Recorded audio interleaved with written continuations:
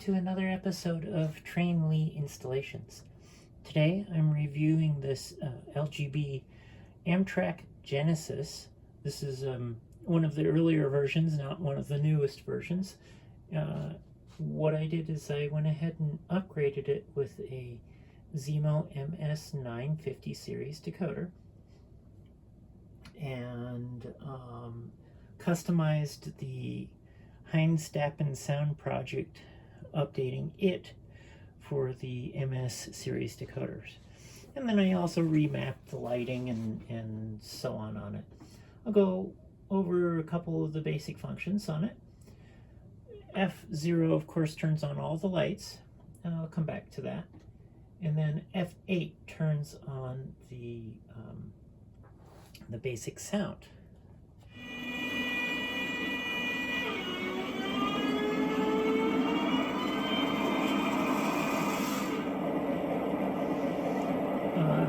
So let's go ahead and take a quick look at the functions here. Basic ones. You have F1. That's the bell. F2 is the short horn.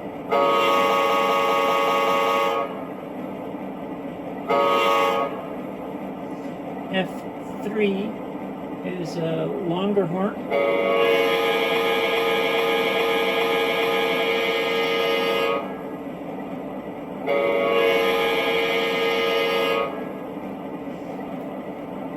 Then I have F4 is the shunting key, and what F4 does, it does a couple of different things with the lights also, and I'll explain that in a minute. I'll come back to it. The shunting reduces the momentum and minimizes the maximum speed that the locomotive can travel, as if it's moving cars around, shunting, so to speak. F5 turns on the lower headlights. I've called them the long distance headlights. F6, which I don't have enabled at the moment, for optional smoke.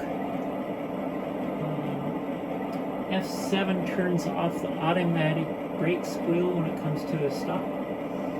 F8 turns on the drive sounds, and then you have a couple of more horns. You have F9, which is what I call the traveling horn.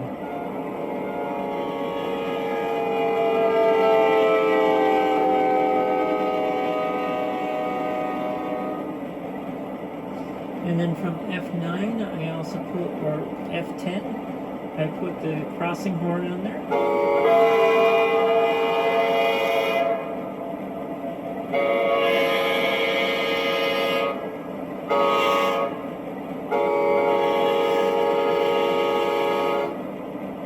F11 turns on or off the auxiliary power port on the back of the locomotive.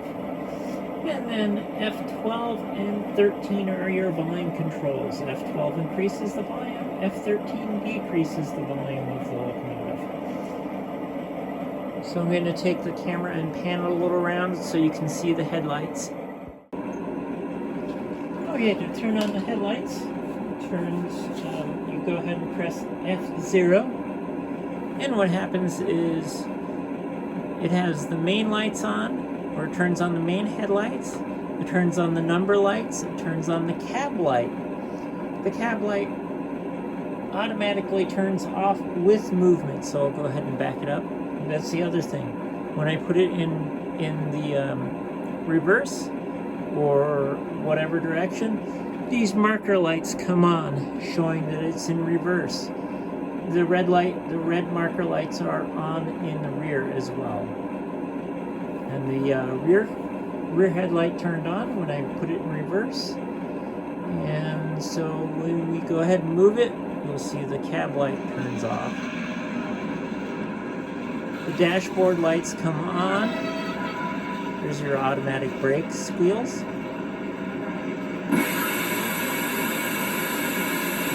Another automatic sound. It releases a bunch of air as it stops, after it stops for a few seconds.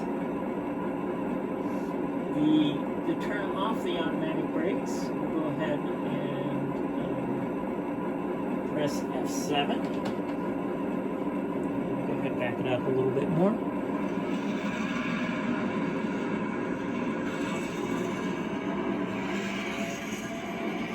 Now you don't hear the automatic brake, the brake speed on. Turn it back on. And I've switched the locomotive back into forward motion. Now when in shunting mode, with the headlights on, what I've done is I've turned off the main headlights and I leave the cab light turned on with movement. So the marker lights front and rear are lit up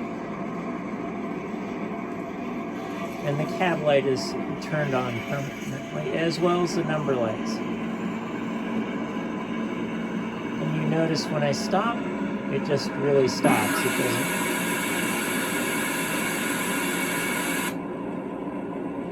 So we'll go ahead and take that out of shunting mode. And last but not least was your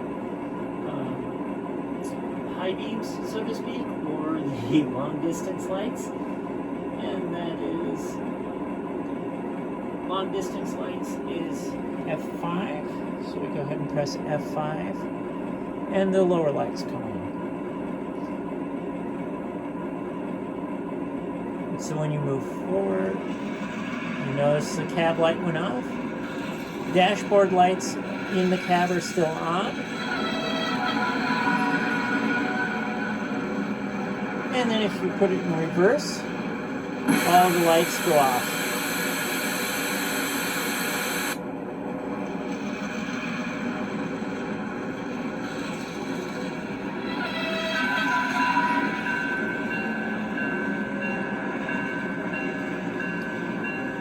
So that's a basic summary of the locomotive. I'm going to go ahead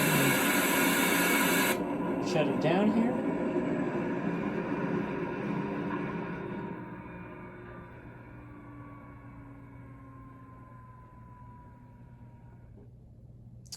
I'm Christine McNary, and I installed the decoder in this locomotive. Thanks for watching.